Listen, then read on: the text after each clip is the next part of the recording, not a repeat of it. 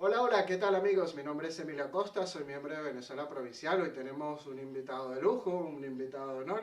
Se trata nada más y nada menos que de don Pablo Victoria Wilches. Él es un historiador colombiano, ha estudiado economía en los Estados Unidos, filosofía aquí en España, fue senador y parlamentario en Colombia, también fue precandidato presidencial de la República de Colombia y es autor de varios libros, entre ellos está El día que España derrotó a Inglaterra, El terror bolivariano, La otra cara de Bolívar, El tercer conquistador, entre otros. Así que bueno, sin más, bienvenido a Venezuela Provincial, don Pablo. Gracias, muy amable. Encantado de estar aquí. El honor es nuestro y bueno, hoy vamos a estar hablando de un personaje casi que le debemos a don Pablo el gran conocimiento a nivel mundial de Don Blas de Leso, ¿no? Vamos a estar hablando de este libro, El día que España derrotó a Inglaterra. Y bueno, don Pablo, antes que usted publicara este libro, hay que decir que Don Blas de Leso era un personaje totalmente desconocido, ¿no? Para el mundo. Aquí en España nadie lo conocía, últimamente es como que está como de moda, ¿no? Don Blas, y se le ha hecho algunas estatuas aquí en Madrid y en otras partes de España. Ah, ¿Qué le dio por conocer, cómo encontró este personaje y qué le dio por investigar su vida? Bueno, en primer lugar, Blas de Leso es muy conocido en Colombia, pese a que nunca se ha hecho, que yo sepa, una biografía como tal, formal de don Blas de Leso, pero es muy conocido porque además en Cartagena de Indias pues hay una estatua de Blas de Leso y todos los cartageneros y la mayoría de los colombianos informados pues saben que Blas de Leso defendió a Cartagena de Indias de un formidable ataque de los ingleses. Y entonces cuando salí de Colombia rumbo a España por pues, razones políticas más que todo, por haberme desempeñado un poco en el Congreso de la República contra los narcotraficantes, contra el presidente Samper, etcétera, y habiendo terminado ya mi ciclo político, porque la familia se nos estaba dispersando, que me tocó sacar a dos de los hijos mayorcitos a estudiar afuera y estábamos dispersándonos la familia, pues decidimos venirnos a España a vivir y reunir la familia aquí. Entonces, pues encontrándome ya aquí en esta casa, sin mucho que hacer, porque ya había dejado pues ese ciclo político y tanta actividad, pues que cualquier político sabe que se trabaja mucho realmente, pues estaba tenía demasiado ocio. Y entonces decidí buscar una biografía de don Blas de Leso para entretenerme un poco, ya que en Colombia no había ninguna. Y entonces comencé a buscarla y nadie sabía ni quién era Blas de Leso ni nada. Entiendo yo que los marinos de la Armada pues sabían un poco sobre Blas de Leso, porque entre otras cosas había dos fragatas y han construido unas fragatas Blas de Leso a lo largo de la historia, pero digamos que estaba muy circunscrito a la Armada y la gente en general no tenía ni idea quién era don Blas de Leso. Inclusive en biografías importantes y en historia de España pues se le dedicaba por ahí un párrafo o una página, pero pues sin mayor consecuencia. Entonces decidí comenzar a buscar datos sobre Blas de Leso y finalmente encontré el diario de guerra de don Blas de Leso en el Archivo Histórico de Madrid. Y me lo trajeron encintado y tal, parecía que nadie lo hubiera abierto. En 300 años. Por lo menos 200 y pico de años. Y entonces lo abrí y me puse a leerlo y a, digamos, traspasarlo a un ordenador, casi que descifrando un poco la letra de 1741, pues que era... Sí, en la universidad se estudia la bibliografía. Claro, claro, que era un poco al revésada esa letra y muy junta y además con unos términos pues muy de 1700 y pico. Entonces comencé un poco a traducirlo y a darme una idea de lo que fue el asalto inglés sobre Cartagena de Indias y finalmente pues recabé más información y tal hasta que ya tuve un acervo importante sobre la vida del marino. Inclusive estuve en Guipúzcoa visitando su casa y tal. Y me puse a escribir la obra. Y entonces, bueno, pues su publicación creo que fue un éxito, se difundió por todas partes. Luego, pues, las ediciones de EDAF pues han sido muy leídas y muy buenas. Edición, ¿ya? Sí, ya van como en la 11 o 12. Oh, ya van por la 11. Y resulta que el libro pues tuvo un gran éxito y creo que los españoles se reconciliaron un poco más con la historia de su legado en Hispanoamérica. Blas de Leso pues defendió a Cartagena de Indias con mucho empeño, con mucho tesón, y si yo les estoy hablando en español es porque Blas de Leso defendió Cartagena, que de lo contrario les estaría hablando en inglés, creo yo, porque los ingleses querían apoderarse del continente y allí pues se toparon con semejante defensa. Y bueno, salió España victoriosa y por eso seguimos hablando español. Bueno, gracias a Dios no hay que decirlo así, Así porque es. mucho hubiera sido el exterminio si hubiera pasado eso. Cuéntenos, don Pablo, ¿por qué Cartagena de Indias y no ningún otro punto del imperio hispánico en América? Bueno, es que en Cartagena de Indias se recogía un poco la plata que venía del Perú, que venía del Alto Perú, pues iba hacia Panamá, se embarcaba y en Panamá pues llegaba a Portobelo y de Portobelo pues se juntaba en Cartagena y la flota de Indias pues después de venir de La Habana, de parar en Veracruz, llegaba a Cartagena de Indias y se refugiaba allí de los temporales y tal, porque afortunadamente en Colombia pues no pasa un huracán. No pasa, sí, como Venezuela. Como Venezuela que pasan por las Antillas y barren todas las Antillas los huracanes, pero Cartagena es un puerto de refugio, entonces ahí la flota esperaba lo que se llamaba el barco del aviso, que venía y les avisaba, bueno, ya llegó la plata y tal, vamos a recogerla. Entonces marchaba otra vez a recogerla, paraba en Veracruz, hacía aguada en La Habana, llegaba a Canarias y luego de ahí a Cádiz. Entonces, pues ese era un poco el recorrido y una de las razones por las cuales Cartagena, además que era una ciudad muy fortificada y era una de las llaves de las Antillas, ¿no? Que en las Antillas había como 2 o 3 llaves, lo que llamaban los españoles llaves de las Antillas, y Cartagena era una de ellas y por supuesto era una ciudad muy rica y un punto importante para una invasión hacia Santa Fe de Bogotá, hacia la capital de la Nueva Granada en ese entonces. Sí, estaba como en el punto medio del imperio Cartagena de Indias, ¿no? Ahora vamos un poco más al personaje de Don Blas, ¿no? De Don Blas de Leso.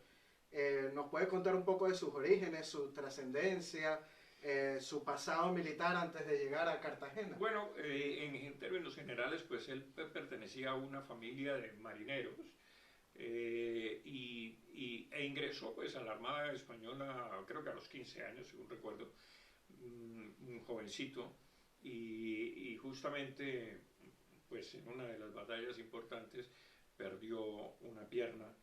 Le decía que el medio hombre, ¿no? Le decía medio hombre, que yo tengo un capítulo en el libro que se llama Hombre y Medio, porque realmente lo que hizo no lo hace cualquiera.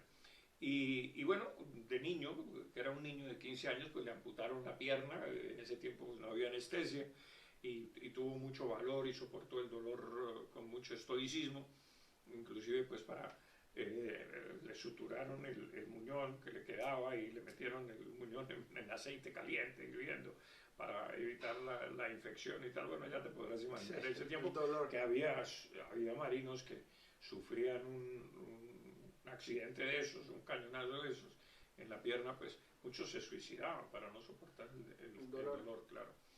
Y entonces, inclusive, su majestad le ofreció pues lo que llamaban una merced de hábito, que realmente hoy se llama una pensión. Y esa merced de hábito, pues para que fuera a la corte y el muchacho pues estuviera bien, porque estuvo muy recomendado inclusive por los franceses. Pero él no aceptó eso, sino que quiso seguir en la Armada, y luego pues en Tolón perdió un ojo por una esquirla que le entró por el ojo, y luego recibió un tiro en un brazo, y entonces el brazo también lo tenía casi que inmovilizado, aunque no se lo cortaron. Y bueno, pues por todas esas razones, que era tuerto, manco y cojo, pues le llamaban medio hombre. Y estuvo pues en la última carrera de Indias, que llegó a Cartagena pues en 1737, el último viaje que hizo la flota, con refuerzos, y llegó con refuerzos a Cartagena de Indias a disponer por las defensas y todo lo que se hizo, ¿no? Sí, la gran fortificación que hay en Cartagena. Cartagena, que es formidable. Y hermosa también. Hermosa, y además yo creo que son las mayores fortificaciones que hizo España en América. Están en Cartagena de Indias, son unas fortificaciones pero absolutamente formidables, dignas de admiración, y de la arquitectura pues naval defensiva de los puertos españoles, que entre otras cosas tenían prácticamente todas las Antillas con fuertes rodeándolas, claro, porque es que los ingleses querían apoderarse de eso, se apoderaron de algunas islas finalmente, pero bueno, estaban muy fortificados los puertos. Una cuestión que nos llama mucho la atención de este episodio de la invasión de Cartagena de Indias por parte de los ingleses es que ellos como que estaban muy seguros de la victoria, ¿no? De derrotar a España en Cartagena. Incluso hasta mandaron a acuñar algunas medallas. El capitán Vernon, que es como el comandante de la flota inglesa, ¿no? ¿Por qué los ingleses estaban tan seguros Bueno, estaban tan seguros porque la flota inglesa se componía de 180 navíos, tanto de transporte como de navíos de línea de combate, y atacaron con 24.000 hombres, y los españoles solo tenían 2.700 hombres.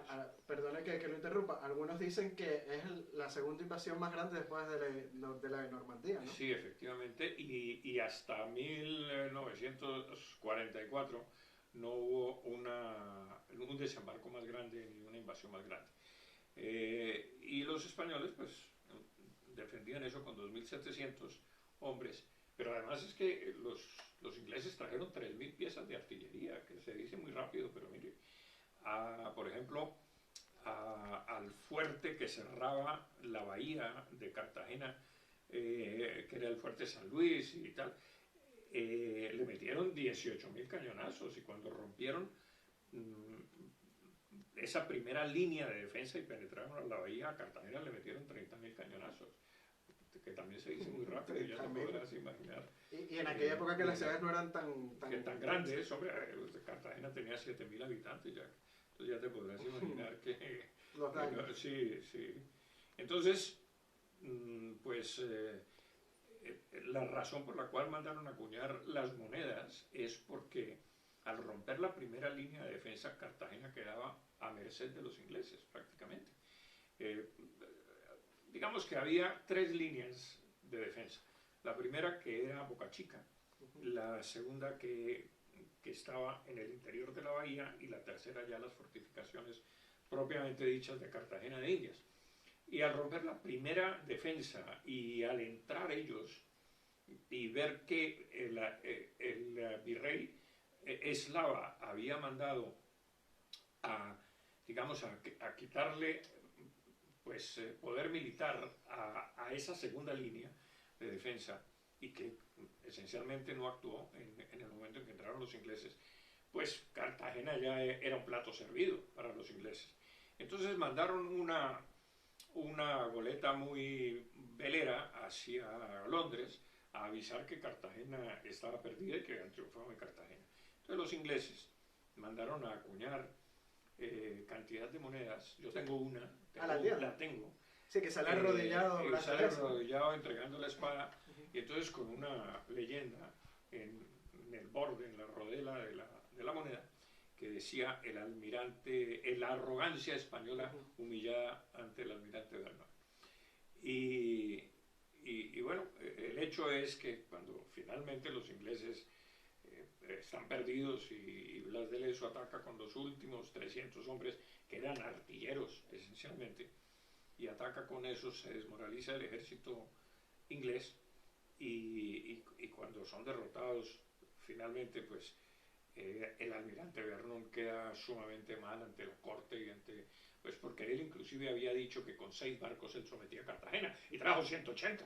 Y lo más curioso es que ocultaron. Y ocultaron la derrota, recogieron todas las monedas, inclusive Vernon se quedó en Jamaica como un año hasta que el sobrino suyo pues hizo todos los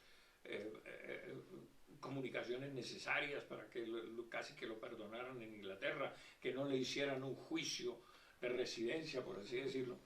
Y entonces pudo llegar a Londres, nadie lo recibió y bueno, estuvo ahí hasta que murió en Inglaterra, olvidado esencialmente, porque los ingleses ocultaron absolutamente todo.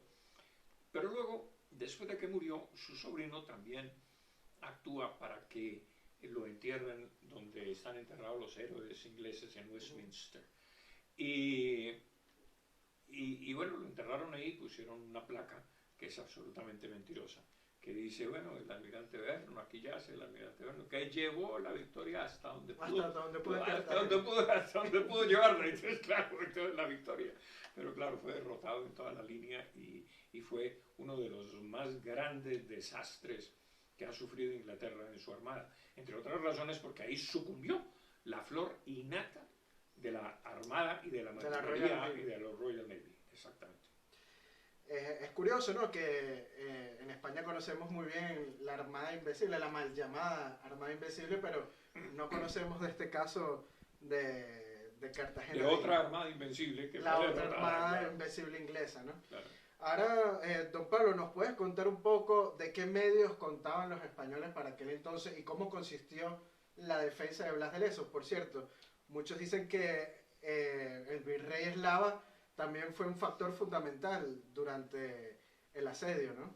Bueno, el virrey Eslava en realidad se convirtió, a mi juicio, se convirtió en un obstáculo para una defensa creíble en Cartagena de Indias. Y se convirtió en un obstáculo porque el virrey Eslava tenía información de unos espías españoles que había en Jamaica, que Vernon quería atacar o entrar y desembarcar por otro lado.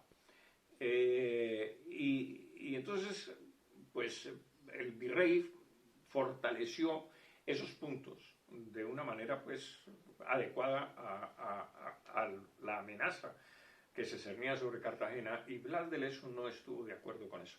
Y Blas de Lezo se enfrentó con él varias veces porque decía, es imposible que los ingleses desembarquen por ahí. De hecho, creo que hasta se odiaban. No, claro, porque es que hubo unos enfrentamientos sumamente fuertes porque Blas de Lezo se opuso y le dijo, mire, es que es imposible, los ingleses tienen que atacarnos también con artillería y es imposible pasar la artillería por todas estas marismas y pantanos que hay por esta zona. Y los ingleses no son tan tontos, ellos se van a dar cuenta que por ahí no pueden desembarcar, ni es posible sitiar a Cartagena por ahí.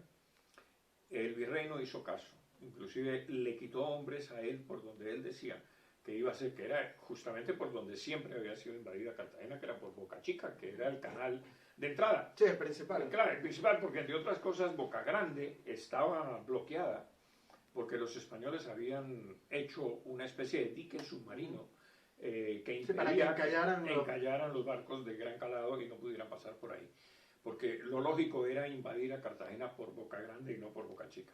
Y como era Boca Chica, pues había dos fuertes en la punta, y los dos fuertes Blas de Lezo los encadenó, puso unas cadenas para que no pudieran entrar a placer, digamos, la armada inglesa. Y pues Blas de Lezo creía que... Entonces, ¿qué ha sucedido? Que cuando Vernon comienza a recorrer el litoral, él ya personalmente, y mirar por dónde él quería desembarcar, se dio cuenta que por ahí no era, que no podía desembarcar por ahí. Y entonces comienza a atacar Boca Chica, que era por donde Blas de Lezo decía que iba a hacer el ataque. Pero aún así, el virrey le quitó hombres y elementos de guerra para mandarlos al otro lado, porque decía que eso era una maniobra de distracción de los ingleses y que de todas maneras iban a desembarcar por donde él decía. Resulta que no, que nunca desembarcaron por allá. Y entonces esa debilidad hizo que rompieran la primera línea de defensa. Entonces fue culpa del Culpa del virrey. virrey. Claro, porque le quitó potencia de fuego y hombres para defender la primera línea de defensa. Y entonces, claro, los ingleses finalmente rompieron por ahí. Inclusive el virrey fue destituido posteriormente y asumió el virrey la defensa de Cartagena, pero el virrey mismo se dio cuenta de sus propias limitaciones militares y tuvo que restituir a don Blas de Leso al frente de la guerra. Y Blas de Leso, pues, finalmente se desempeñó muy bien y terminó con la derrota de los ingleses.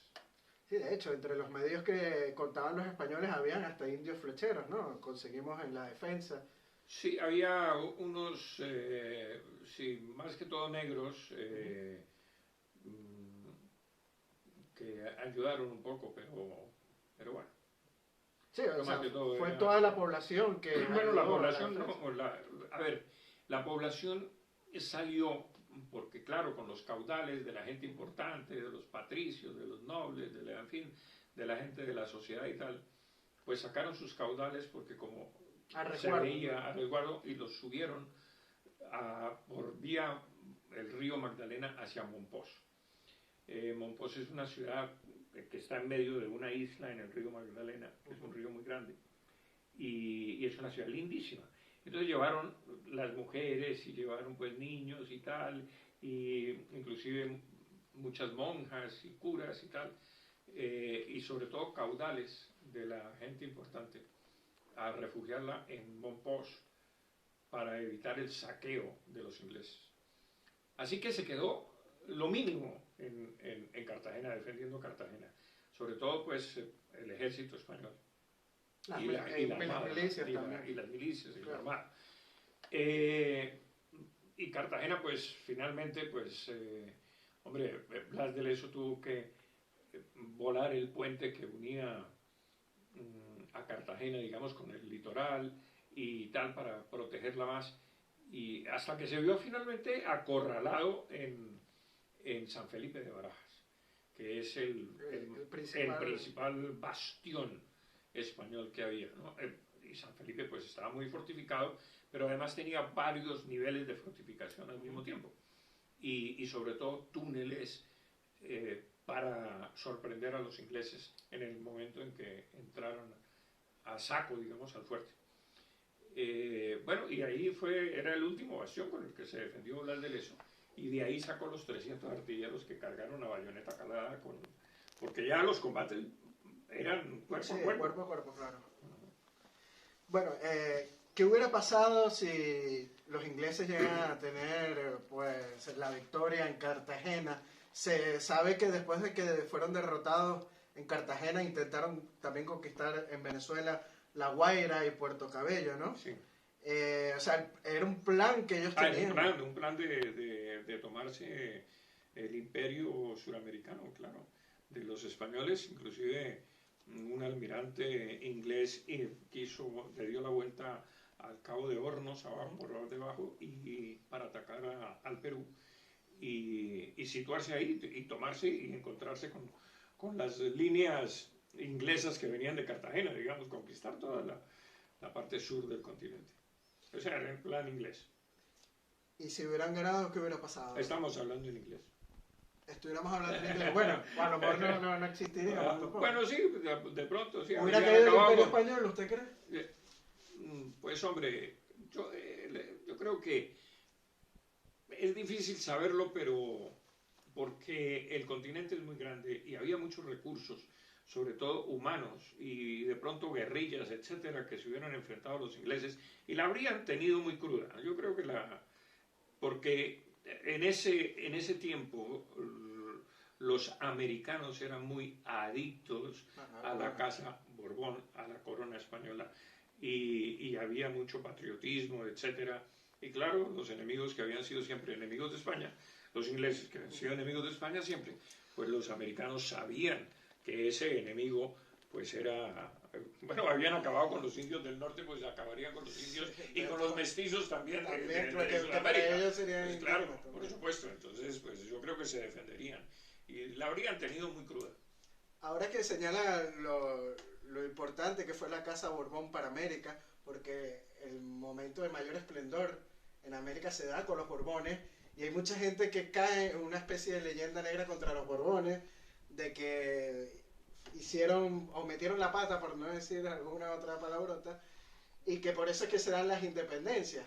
Algo totalmente falso, porque si nos ponemos a ver los datos de Humboldt y de otros estudiosos que han estudiado las cajas reales, pues el momento económicamente más rico de los 300 años de la monarquía. Eso es cierto, pero digamos que América sucumbió a la propaganda de los ingleses, de los holandeses, algo de los italianos y algo, bueno, yo creo que en términos generales esos son los más que envenenaron la mente, sobre todo los franceses también, por el tema de la Revolución Francesa y acabar con las monarquías y establecer la primera constitución esa en que el pueblo es el soberano.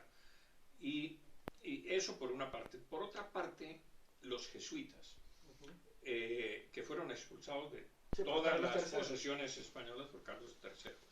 Y esos también se dedicaron a envenenar la mente de los americanos con propaganda. Pero también había cierto malestar, porque cuando, digamos que la política de los Austrias en América era que los propios americanos y los propios, americanos, españoles nacidos en América, etcétera, pues administraran las posesiones españolas. Es decir, fueran alcaldes, si fueran concejales, si fuera esto pero y tal, más como a nivel regional, ¿no? Sí. Y entonces, cuando llegaron los Borbones, digamos que la política imperial cambió en el sentido de que los Borbones le dieron mayor participación a los nativos de la península que lo que le habían dado los Austrias. Okay. Entonces, pero más o menos, según mis cálculos, era 50-50. 50%, 50%. En las costas era 18% contra 80 y pico por ciento, o algo así, 20% contra 80%, por el tema de que los españoles siempre enviaron ejércitos a defender las costas.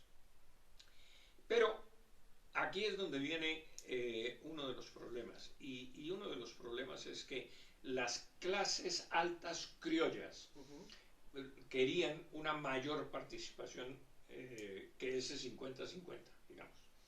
Y entonces comenzaron también a intrigar, y cuando viene la invasión napoleónica de España, casi que caricaturescamente, digo yo, se frotaron las manos y dijeron, bueno, ya que están enredados en una guerra, ya caigamos por el 100% del poder. Porque en América la revolución la hicieron las clases altas. Lo que en Venezuela llaman mantuanos. Los mantuanos, sí. Y entonces los criollos ricos y tal fueron los que iniciaron todo el problema porque querían el poder. No querían perder los privilegios también. Sí, pero bueno, venían los privilegios republicanos del poder, que eso daba mucho más que un título nobiliario. Claro. Eso daba, y además más poder, más prestigio y más de todo. Entonces, por ahí empezó el problema. La invasión napoleónica a la península causó prácticamente, fue digamos, el aliciente mayor para la catástrofe que vino. Y la guerra de España heroica contra Napoleón Bonaparte, contra el tirano de Europa, pues desencadenó todo el problema. Y adicionalmente porque los españoles quisieron darle a los americanos una representación por provincia americana en las Cortes de Cádiz. Sí. Y entonces los americanos pedían más, pero ¿qué era lo que pedían? Es que digamos que la clase blanca, la raza blanca española en América pues era minoritaria en relación con el mestizaje y en relación con el indigenismo, con los indígenas, pero los americanos querían una participación mayor para ellos, pero basados en las poblaciones que no entraban dentro de la ecuación española. Sí, dentro de la representación. Dentro de la representación. Entonces querían que los indios fueran contados para ellos aprovecharse y tener más representación en las Cortes españolas. Y entonces, claro, ahí comenzó otro problema. que ¿cómo así que las provincias españolas tienen 2 representantes por provincia y nosotros una? Cuando tenemos más población, mire todos los indios que tenemos aquí, pero claro, los indios no, que iban a venir a las cortes españolas a hacer qué. Bueno, entonces ahí viene el otro problema. O sea que es una cadena de problemas que van nuevamente desencadenando la tragedia. Y la tragedia es la desunión de América con España. Porque si América estuviese unida a España, imagínense la representación que tendríamos en la Unión Europea. O sea, nuestra votación sería aplastante. Casi que nosotros mandamos. Claro, entonces no convenía ni a los ingleses ni a las potencias rivales de España que España continuara con América para nada, ¿no? Inclusive, sí, no solamente militarmente, sino país, económicamente, no, claro. Y ningún país de Europa ayudó a España. Claro, por supuesto, ninguno. En las guerras de secesión. Claro, entonces pues a las potencias rivales no les convenía que América estuviese unida, inclusive por razones también económicas. Y es que los ingleses querían comerciar con América, no le dejaban comerciar a los españoles con las colonias inglesas, pero sí querían que las colonias, llamadas colonias, pero posesiones españolas o provincias españolas de América, comerciaran con los ingleses. Entonces era como una especie de embudo, todo para mí y nada para ustedes. Y claro, España no permitía eso y entonces pues vienen las rivalidades y los encuentros contra los ingleses por el tamaño, por el comercio esencialmente también. Es importante lo que señala, ¿no? Este análisis que usted hace del porqué de las razones. Aunque también, sobre todo en el libro de Terror Bolivariano, usted cuenta que en el Cabildo de Bogotá todos eran criollos, ¿no? Sí, señor, ¿cómo se acuerda usted? Y con los Borbones, claro. Y con los Borbones también sucede que los virreyes, muchos fueron criollos. Muchos criollos. Y un personaje muy importante, Joaquín Mosquera y Figueroa, ¿no? Exactamente, pues Joaquín Mosquera y Figueroa, que de pronto es un antepasado de mi mujer indirecto por lazos de sangre por ahí, nacido en Popayán, Colombia, pues fue enviado en representación de Venezuela, entre otras cosas, sí. Lo escogió el Cabildo de Caracas. Lo escogió el Cabildo de Caracas. Él fue uno de los que condenó a uno de los próceres nuestros a 10 años de presidio por otras razones que no se cuentan en Colombia, ¿no? Porque dicen que fue por la publicación de los derechos del hombre y eso es mentira. Lo metieron a la cárcel por apropiarse de 92,000 pesos del tesoro, de los diezmos de la Iglesia Católica. Entonces, bueno, pero eso es otra historia.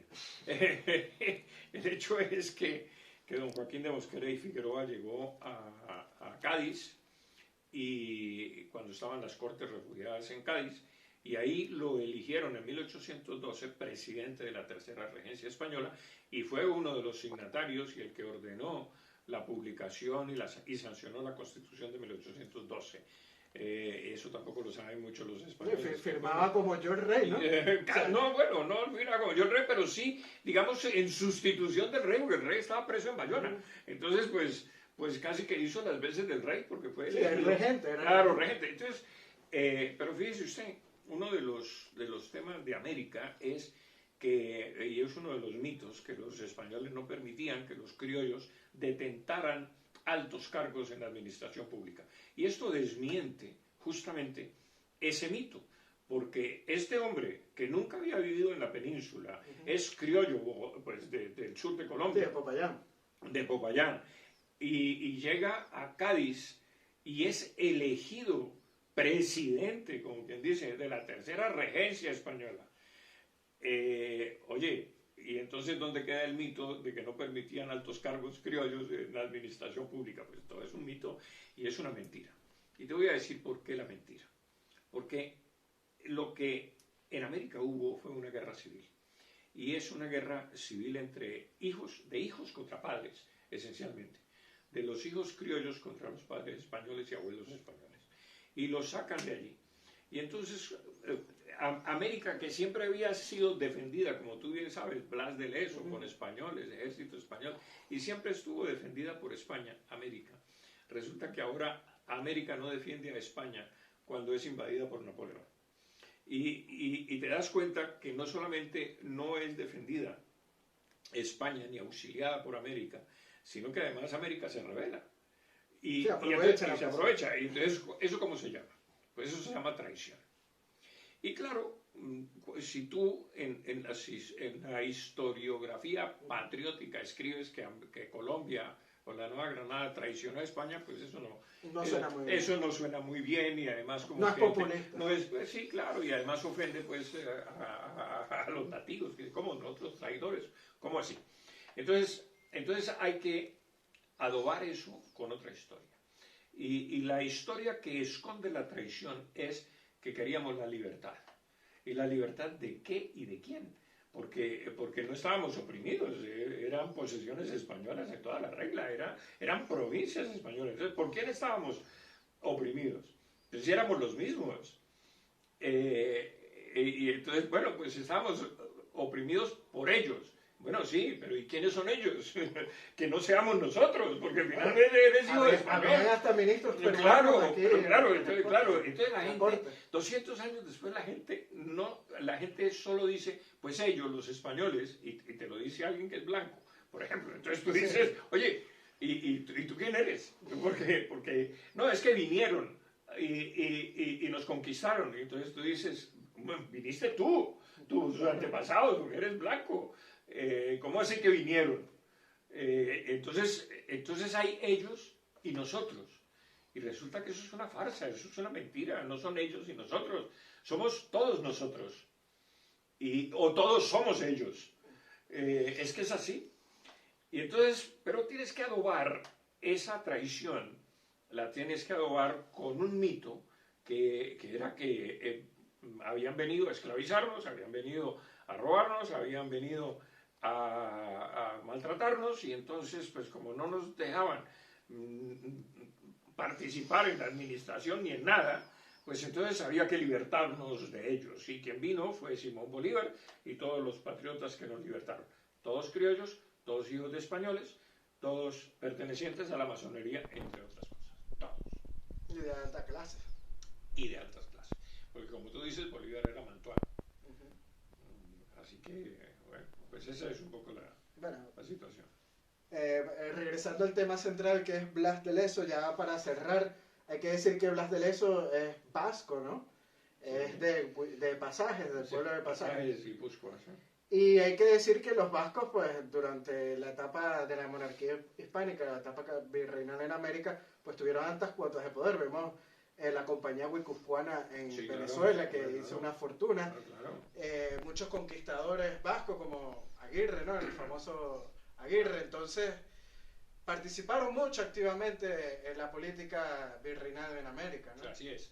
Y no solamente eso, sino que fueron navegantes excelentes y adicionalmente unos comerciantes extraordinarios, porque buena parte, digamos, si tú lo miras, el mapa político, el mapa, no sé, racial, etcétera, de Colombia, te das cuenta que donde se asentaron los vascos, las provincias son muy prósperas, quizás las más prósperas. En la zona de Medellín, ¿no? Sí, toda esa zona es muy, muy de origen vasco. Todo lo que es el eje cafetero y todo eso, porque hay muchos Restrepos, muchos, no sé, apellidos vascos, Uribe y tal. Y entonces son zonas muy prósperas. Y los vascos pues eran muy leales a España, evidentemente, porque mira, Blas de Lezo, que defendió a Cartagena de Indias con todo el empeño patriótico.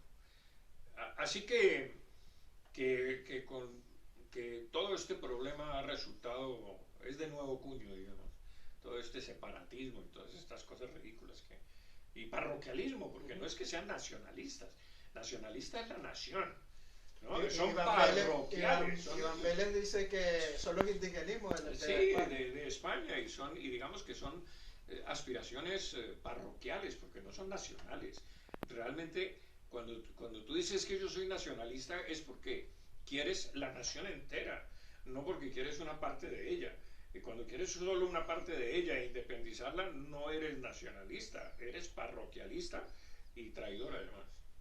Así es, don Pablo. Bueno, ya estamos llegando al final del podcast. De verdad que encantados con recibir sus luces el día de hoy.